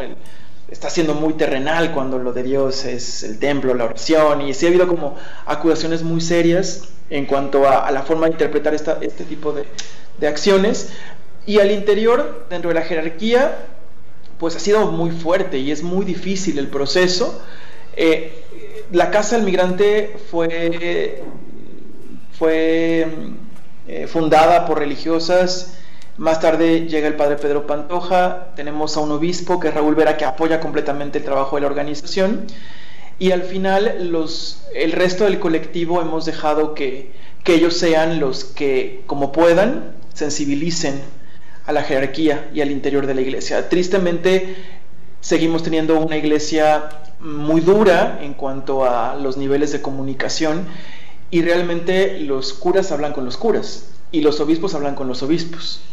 No es posible que yo pueda sentarme a dialogar con algún obispo fuera de don Raúl, o que pueda sentarme a dialogar de forma directa con el episcopado mexicano y pueda llevar mis inquietudes, las iniciativas, los miedos, los retos, los problemas. Eso no sucede, ¿no? Entonces no vamos a desgastarnos institucionalmente en ese tipo de sensibilidad que se tiene que hacer. Pero Padre Pedro y don Raúl, es su obligación desgastarse en eso, y lo están haciendo, y están dando la batalla, y se están desgastando mucho, y se está dando, pero no, definitivamente para mover este tipo de estructuras, yo creo que suena muy fuerte, pero ha sido mucho más fácil mover las estructuras de Estado que las eclesiales, ¿no? El Estado tiene como bases jurídicas democráticas que, aunque no quieran, tienen que cumplir. La iglesia no, la iglesia no las tiene, y la iglesia no da no, es muy complejo que se abra. Definitivamente la nueva convicción y cómo está llevando el nuevo Papa a la iglesia nos da la posibilidad de abrir nuevos espacios, nuevas ventanas, pero cómo permeas, ¿no? Es como esta nueva forma de ver iglesia va permeando en quien da la cara. Ahí falta todavía un gran trabajo que tenemos definitivamente como parte de, pues, seguir impulsando y haciendo, pero apenas es el inicio, yo creo, ¿no? Salvo lo que otros más quieran opinar. Yo opino que apenas estamos empezando, pero la batalla va a ser mucho más larga que con las propias instancias del Estado. Muchas gracias. Gracias, Pati. Aquí ya no tenemos más preguntas. Gracias. Aquí localmente, compañeras, compañeros, ¿preguntas? Ángel. Yo sí. En esta parte, Alberto, me pareció muy interesante el trabajo. Desde el Consejo Estatal de Población no estamos tan insertos en el fenómeno migratorio como quisiéramos, pero desde otras instancias nos han involucrado. Un trabajo que hicimos fue con la Secretaría de Salud, para la identificación de los municipios con alta intensidad migratoria y aquellas localidades que se encontraban a 1 o 2 kilómetros del paso de la vía del tren hacia la ruta de Suchiate. ¿Cómo lo veía la Secretaría de Salud cuando nos pidió esta asesoría, utilizando sistemas de información geográfica y ubicación de centros de salud, precisamente para eso, para atender el problema de salud? Y que sucede lo que comentabas, el tiempo que tienen que permanecer en cada uno de las casas de migrante o de los centros de salud, como lo expresaba la Secretaría de Salud. A veces por una enfermedad tienen que permanecer 1 mes, 2 meses o hasta 3 meses, y es muy difícil retener al migrante. Entonces la idea del proyecto era que se le dijera cuál era su centro de salud más cercano, Y entonces funcionó, bueno, para nosotros funcionó muy bien la propuesta, se hizo el proyecto, se entregó la información y es un trabajo con el que Secretaría de Salud está trabajando en el área de dirección de salud pública y ha funcionado muy bien. Y eso me hace compartírtelo. El uso de las nuevas tecnologías nos ha funcionado muy bien y compartir lo que es el Estado con otras áreas que también pueden trabajar en este tema de la migración y que a veces, como bien lo comentaste, por cuestiones presupuestales no se puede atender mucho, pero hay una buena intención del Estado de trabajar, de anteponer la parte de la democracia, de anteponer los derechos humanos, y yo creo que eso es lo que nosotros podríamos compartir contigo, ¿no? Para lo que comentabas, de dónde los estaban esperando, en los túneles, tener identificados esos puntos donde los migrantes pueden bajar, donde los migrantes pueden subir, y funcionó, para nosotros funcionó muy bien y para ellos también, ¿no? Es algo que te compartimos. Y la otra duda, esta sí es una pregunta, si dado el tiempo que permanecen ahí los migrantes, que pueden ser, como el caso uno de 6 a 8 meses, algunos casos, se mantiene contacto con los migrantes una vez que llegan a su destino, no sé, vía correo electrónico o alguna otra forma de comunicación, porque a veces eso puede ayudar a apoyar a otros, a los que apenas van en el trayecto, y lo pienso no solo en el contexto de migrantes extranjeros, sino de los mismos de casa, ¿no? Los mismos mexicanos que pasan por esa ruta y que me ha tocado verlos en la zona de Orizaba arriba del tren, ¿no? Y que dicen, ¿cuántos de esos realmente son centroamericanos y cuántos de esos son mexicanos? ¿No? Esa es la pregunta, si tienen esa comunicación y cómo les ha resultado, si es que la tienen, cómo les ha resultado esa comunicación con ellos. Gracias. ¿Alguna otra pregunta? Bueno, solo felicitarlos por la gran iniciativa y sensibilización hacia nuestros hermanos, y pues esperamos que las relaciones de sociedad civil, Estado, pues se fortalezcan y tengan un desarrollo más integral y más fuerte. Gracias. Muchas gracias. Sí, yo quería preguntarte un poco sobre algo que ya se comentó antes. Bueno, esta relación del trabajo que ustedes hacen con una parte, digamos, muy religiosa, muy de convicción también, por lo menos en algunos de los que participan, no sé qué tanto, ¿no? Esa es una pregunta, ¿saber hasta qué punto quienes colaboran con ustedes tienen como esa afiliación religiosa católica fuerte, o es un trabajo como más de otro tipo, o se han logrado como desvincular de alguna manera de este tipo de, no tanto de las estructuras religiosas católicas con las cuales pues sí, evidentemente sí hay conexión, sino más bien desde el punto de vista como personal de quienes trabajan ahí. Y luego, por otro lado, mencionabas que también hay personas de otras religiones que se han acercado a hacer labor con ustedes. Entonces, ver un poco este factor, cómo está, si está presente la diversidad religiosa, entre quienes también se acercan, si todos son mayoritariamente católicos, o si de plano hay gente que no es católica, pero sí está colaborando, ¿no? Claro. Gracias, Tere. ¿Alguien más? ¿Tu pregunta? Ajá, por favor. Bueno, pues es un trabajo que bien grande y muchas gracias por compartir. Y mi pregunta es, la primera... No se oyen las preguntas del micrófono. Porque en una diapositiva aparecía ahí de resaltar la investigación, sí, es del Instituto Nacional. Eso me interesa mucho porque es en salud.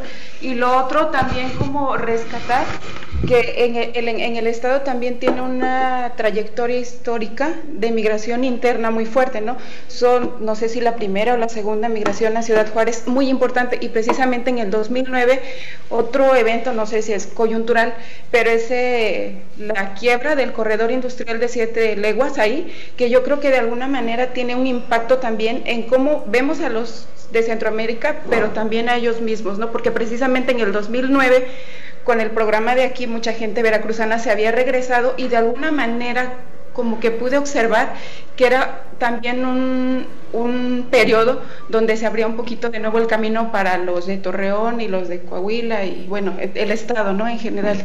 Entonces, nada más.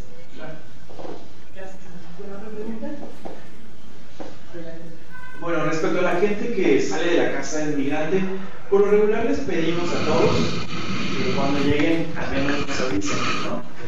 ¿Se acerca el micrófono?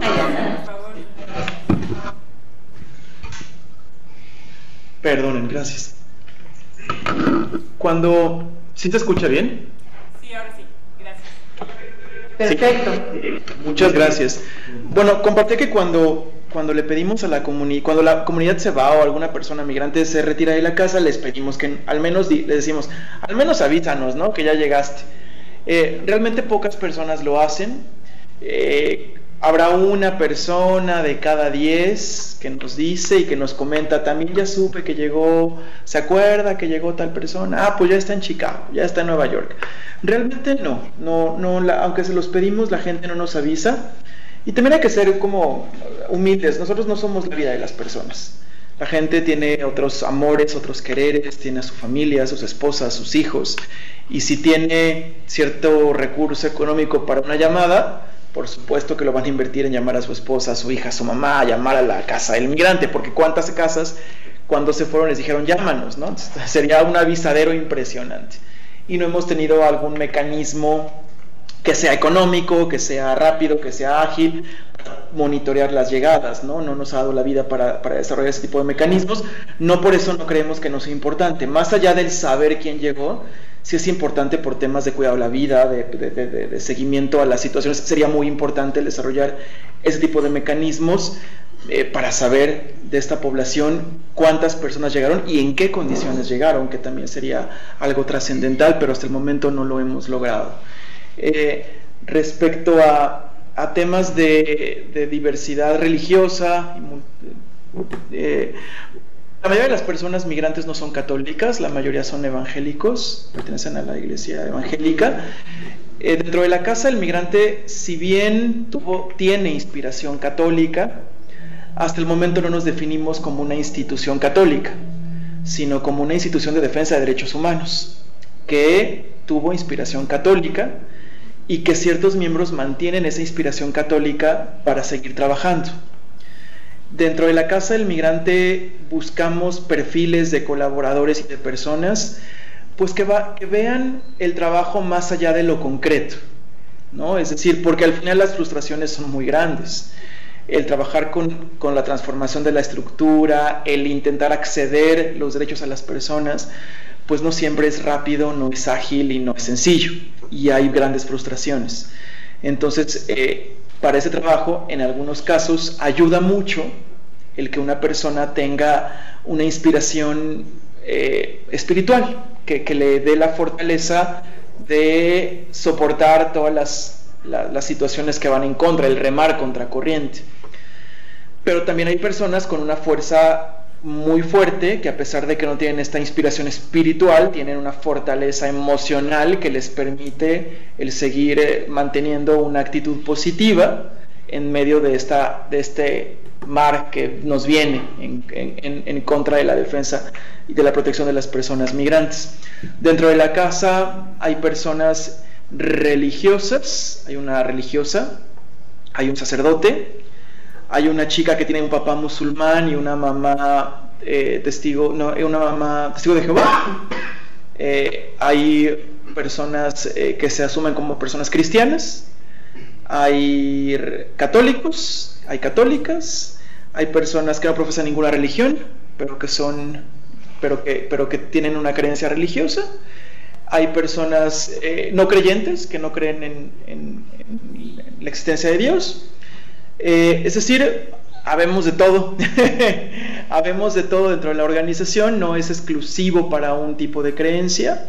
Lo que sí es exclusivo es que es para una persona que esté dispuesta a dar su 200%, a dar su 200% por una causa, por la defensa, y eso sí es como trascendental, ¿no? Eso es lo que sí pretendemos y queremos. No sé si faltó otra más. Nada más. Sí. En cuanto a los corredores y a una tradición migratoria dentro del Estado, sí compartirte que el Estado no se asume como un Estado que viva la migración, ¿no? A pesar de que hay movilidad humana interna y de que tenemos varias personas del sur y del centro del país que están trabajando en los campos agrícolas en Coahuila, y que eso existe, y que inclusive hay varias víctimas de trata que han sido movilizadas y explotadas laboralmente en el Estado. Socialmente no se asumen ellos ni ellas. Yo no soy de Coahuila, pero el Estado no se asume como un Estado que viva, donde se viva la migración. Por consecuencia, la migración, los migrantes, por la incidencia que ha hecho la Casa del Migrante, son parte del Plan Estatal de Derechos Humanos, los migrantes irregulares extranjeros. Pero todo este proceso de movilidad humana, de migración interna, de desplazamientos, no está contemplado y no es parte de la agenda pública del Estado. No pareciera que están inexistentes. La realidad es que ha llevado al Estado, al gobierno del Estado, a asumir graves problemas en cuanto a la trata de personas, que entiendo, la trata no es migración, la trata no entra dentro de otro, pero sí entra dentro de un contexto de la movilidad humana, ¿no? Donde hay personas y flujos que están moviéndose, en este caso no legales, como el caso de la trata. Pero la trata ha llevado a que en los últimos 2 años el Estado tenga que replantearse y tenga que empezar a asimilar que tiene que tener política pública dirigida a población migrante y a población en movimiento, porque es un Estado donde hay movilidad, ¿no? Digo, quieras o no, al ser un Estado fronterizo, pues la movilidad es parte de la vida cotidiana, pero el Estado no lo ha asumido, y la comunidad no ha presionado al Estado para que el Estado asuma ese tipo de responsabilidades. Nosotros como casa tenemos una población muy dirigida a la cual estamos atendiendo, que es la población migrante. Y no es que la movilidad no nos importe, es que ya no nos da la vida, es que ya no, por más que intentamos ampliar el campo de trabajo, ya no nos da, no nos da. Pero que sí es un tema y es una deuda pendiente, tanto de la sociedad civil, el hacer presente y visibilizar estos temas con el Estado, como también del propio Estado en reconocer que tiene una gran deuda con la propia movilidad interna y con los migrantes mexicanos que están en situación migratoria interna en Coahuila. Inclusive apenas hubo una declaración que a mí me pareció muy, muy penosa, porque se dijo un nuevo estudio, me parece que de INEGI, donde había aumentado el número de pobres en Coahuila, cuando el gobierno del Estado siempre habla de crecimiento en las ofertas laborales, ¿no? Siempre dice que cada año se abren más plazas laborales y que hay trabajo, y que es un Estado que ha crecido en cuanto a la oferta laboral y de empleo. Entonces, de repente salen esta nueva estadística y el Estado se conmociona y responsabiliza y dice no, es que no son de Coahuila, son los migrantes de México, del centro y del sur del país, que vienen al Estado y vienen a incrementar los niveles de pobreza para el Estado. Yo creo que en estas declaraciones hay parte, hay parte de cierto, pero también parte de estigma. Yo creo que sí hubo hay que ser muy cuidadosos, el Estado tiene que ser muy cuidadoso cuando declara algo, porque esas declaraciones son trascendentales para la comunidad. Entonces, la lectura que tuvieron los medios de comunicación fue: si en el Estado de Coahuila hay pobreza, no es por los de Coahuila, es porque vienen los del centro y los del sur a traerlos pobreza. Y ahora el Estado tiene que generar riqueza para ellos, y ahora resulta que es nuestra obligación, ¿no? Y la lectura fue muy negativa, la lectura fue terrible. Inclusive en el norte existe el gran mito de: es que nosotros mantenemos al sur, y eso lo he escuchado en Nuevo León y en Coahuila constantemente. Es que acá el dinero que estamos desarrollando no lo tenemos y no estamos como deberíamos estar, porque tenemos que mantener a los del sur, porque los del sur no trabajan, porque los del sur... Yo les decía: oigan, yo he trabajado en comunidades expulsoras de migrantes y ustedes tienen la idea de que la gente está en hamacas, y de verdad, así es. La gente del norte piensa que el sur, la gente está en hamacas y nada más levanta la mano y come y no tiene que trabajar. Y esa idea se mantiene y se permea y continúa, y sí hay ciertos estigmas fuertes de los migrantes, de la migración interna del sur y centro hacia el norte directamente en el estado de Coahuila. Yo tengo una última pregunta, Beto, y es, ¿han sistematizado esta experiencia de la casa? Y si la han sistematizado, ¿dónde la podemos leer? Pues hemos intentado registrarla. Es así como algo de sistematizarlo, se nos hace todavía un proceso más rico, pero más complejo. Hemos registrado a partir de informes. No todos los informes son de denuncia pública de violaciones a derechos humanos. Hay algunos informes que hemos hecho que hacen recuentos de los pasos que hemos dado. Estamos intentando, cuando cumplamos 15 años, nos faltan algo así como 2 años para cumplir 15 años de trabajo, estamos intentando que cuando cumplamos 15 años sí hacer un ejercicio en estos 2 años que nos quedan. El plan es que en estos 2 años vamos a recolectar y queremos rescatar toda la historia vivida, positiva y negativa, historia al final de cuentas de la casa, y desde cómo lo vivimos nosotros, ¿no? O sea, tal vez no cómo sucedió, pero sí queremos plasmar cómo lo vivimos, cómo hemos vivido estos 15 años, y es uno de los planes, el intentar rescatar nuestra propia historia en nuestros propios lentes, y ya veremos qué sale. Ojalá que nos resulte, pero sí es un plan a corto plazo. Gracias, estaremos pendientes. Pues de nuevo, muchas gracias, Beto, gracias a todas las personas que estuvieron acá, y te voy a pasar, Olga, ahora sí, siguiendo el guión, te voy a pasar el micrófono. Sí, muy bien, gracias, Pati, muchas gracias, Alberto. Nada más quisiera entonces anunciar la próxima sesión, que será la 9ª sesión. Es el viernes 16 de octubre y en esta ocasión corresponde a la Universidad de California en Los Ángeles, la organización de la sesión. Muy importante, por favor, quiero insistir, excepcionalmente esta sesión tendrá lugar a las 12 del día, hora del Pacífico, 2 de la tarde, hora del centro.